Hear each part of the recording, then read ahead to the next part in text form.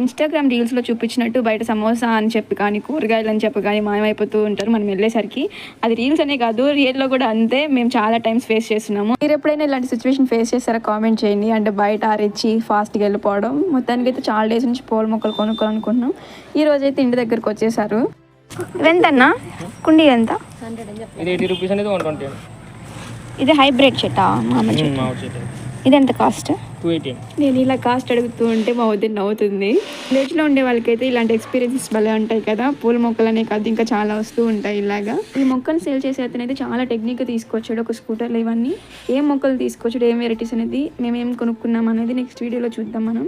మా అమ్మకైతే బార్గింగ్ చేయడమే రాదు, అయినా ట్రై చేస్తుంది. ఎంత ట్రై చేసినా లాస్ట్కి వాళ్ళు చెప్పిన రేటుగా తీసుకునిద్ది. మేము ఇంకా నవ్వుకుంటూ ఉంటాం చూసి.